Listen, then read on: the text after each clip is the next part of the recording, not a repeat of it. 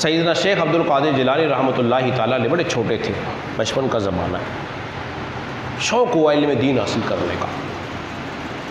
माँ से कहने लगे, अम्मा जान मैं चाहता हूँ कि इल्म दीन हासिल करूँ, कोई मकाम और मर्तबा हासिल कर लूँ। मुख्तसरन ये आपकी वालिदा ने कहा अच्छा ठीक है, जाओ इल्म दीन हासिल करो। इल्म दीन उन्होंने अपने घर की मस्जिद में हासिल नहीं किया है, समझो इस बात को। उन्होंने इल्म दीन अपने महल्ले की मस्जिद में बैठ के हासिल नहीं किया, न महल्ले पड़ोस उस इलाके के दारुल में आपने दरसियात नहीं पढ़ी। छोटी उम्र है, वालिदा ने 40 दिरहम उनके हिस्से में जो आए थे, कहा कि बेटा ज़रूरत के वक्त काम आएगा, रख लो। अपनी गुदड़ी में, उनकी जेब में, किसी जगह उन्होंने उसको हिफाजत के साथ रख दिए, बेटा चले जाओ काम आएगा। और जहाज़ तो थे नहीं, ट्रेनें थी नहीं, कारें थी नहीं, गाड़ियाँ थी नहीं, हाँ क्या थे, ऊँट थे, खच्चर थे, गधे थे, ये इनकी सवारियाँ थी। पहाड़ी इलाके, उसमें राहगीरों का डर, जानवरों का डर, कोई लूट ना ले, इसलिए हिफाजत के साथ रख भी दिए। और कहा बेटा अब तरबियत औलाद देखिए। कहा बेटा जा तो रहे हो लेकिन मेरे साथ वादा कर लो। कहा अम्मा जान कैसा वादा? कहा बेटा चाहे कुछ भी हो जाए सच बोलना। अरे कहिए ना जोर से, कुछ भी हो जाए तुमने सच बोलना है और सच के दामन को हाथ से जाने नहीं देना है। उन्होंने कहा ठीक है मजान सच बोलूँगा। अब सफ़र करने लगे, एक इलाका ऐसे वीराना आया, डाकू पहुँच गए, लूट रहे हैं सबको। और कोई आपके पास आया, उसने कहा बेटा तेरे पास क्या है? सबकी तलाशी ली, बच्चे से पूछा कुछ है? वो समझ रहे बच्चा इसके पास क्या होगा, माल तो बड़े लोगों के पास होता है। आपने फरमाया हाँ 40 दिरहम है मेरे पास, या 40 दिनार है मेरे पास। इतनी बड़ी रकम बच्चे के पास, अभी छोटी उम्र। वो समझे कि ये शायद कोई ऐसे ही मजाक कर रहा है, छोड़ के चले गए। सरदार ने कहा हाँ भाई सबको लूट लिया? उसने कहा सरदार जी सबको तो खाली कर दिया लेकिन एक बच्चा रह गया है, हमने उसको छोड़ दिया। वो कहता है 40 दिनार या दिरहम है मेरे पास। आपने फरमाया ठीक है लेकर दो। अब मामला क्या हो गया, डाकुओं का सरदार गौसे पाक को लेकर आया, बुलाकर उसके सरदार चले। इस तरफ डाकुओं का सरदार था और उस तरफ वलियों का सरदार था। अरे गौर से कह दीजिए ना, वलियों का सरदार। निगाहें मिली होंगी, जब एक साथ देखता तो निगाहें मिलती नहीं मिलती हैं। तो फिर कहने दीजिए कि निगाहें मर्द मोमिन से बदल जाती है तकदीरें। पूछा बेटा क्या है तुम्हारे पास? उन्होंने कहा 40 दिरहम या दिनार है मेरे पास। बोले कहाँ है? बोले फलां जगह है। देखा तो वाकई निकल आए। उसने कहा लोग तो माल के लिए झूठ बोलते हैं, बचाने के लिए। देखो 2 दफ़ा मेरे साथ भी हादसा हो गया है, मैं देख लो जो है ले जाओ। अगर कोई डाकू वाले क्या मेरे पास कुछ नहीं, हालांकि होता है, ऐसा है नहीं फितरत के। फितरत तो यही है, इंसान पहले मना करता है बाद में दे देता है। लेकिन गौसे पाक ने मना नहीं किया, कहा 40 दिनार है। उन्होंने पूछा कुछ है? उन्होंने कहा हाँ है। जब देखा तो वाकई 40 दिनार निकल आए। तो सरदार जी कहने लगे बेटा तूने झूठ क्यों नहीं बोला? आपने फरमाया मैंने अपनी माँ से एक वादा किया था और मेरी माँ ने मुझसे एक अहद लिया था। वो ये था बेटा जिस मकाम पे भी हो, जिस हालत में भी हो, तुमने हमेशा सच बोलना है, सच बोलना है। वो आप दीदा हो गया। मुख्तसर ये कहने लगा तुमने तो अपनी माँ से की हुआ वादा निभा रहे हो, लेकिन हमने तो रब से किए वादे को छोड़ बैठे हैं। और वो ताइब हो गया, आंसू बह रहे हैं, ताइब हो गया। तो अल्लाह फरमा रहा है सच्चों के साथ हो जाओ। अरे समझो क्या अल्लाह क्या फरमा, कूनू मा सादिकीन, सच्चों के साथ हो जाओ। जब तुम सच्चों के साथ हो जाओगे होगा क्या, तुम दुनिया में भी कामयाब होगे, आखिरत में कामयाब हो जाओगे। देखो डाकू ताइब हुआ कि नहीं हुआ, और ताइब होने के बाद फिर उसने तौबा कर ली पक्की कि आज के बाद मैं ये गुनाह वाला काम नहीं करूँगा। तो ये गौसे पाक की पहली करामत नहीं थी, हमेशा सच के अंदर निजात है।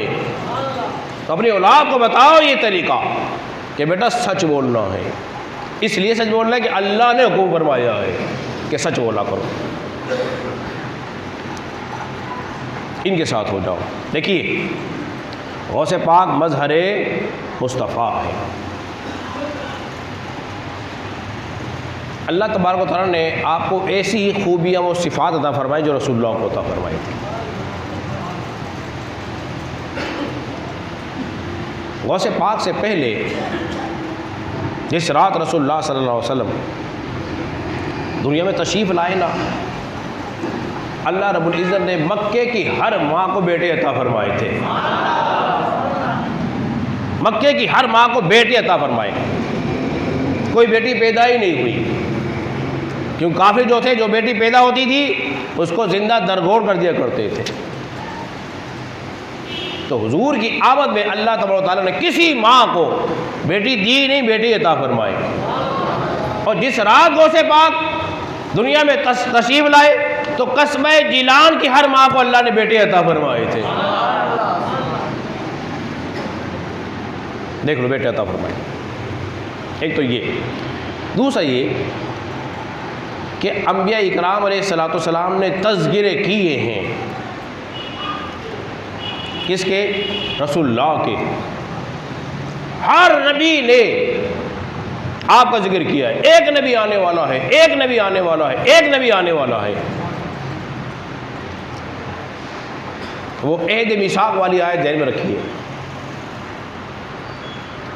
लेकिन किसी नबी ने नाम नहीं बताया, लेकिन जब हज़रत ईसा अलैहिस्सलाम की बारी आई ना, आपने नाम भी बता दिया।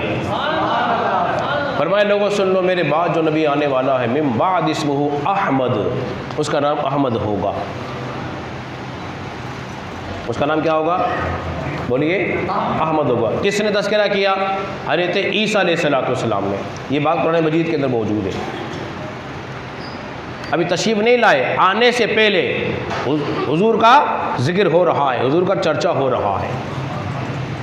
वैसे पाक दुनिया में तशरीफ़ नहीं लाए, उस वक्त के औलिया अल्लाह दुनिया में आने से पहले ही आपका चर्चा कर रहे थे,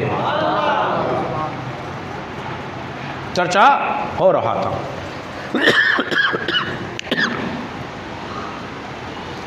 और देखिए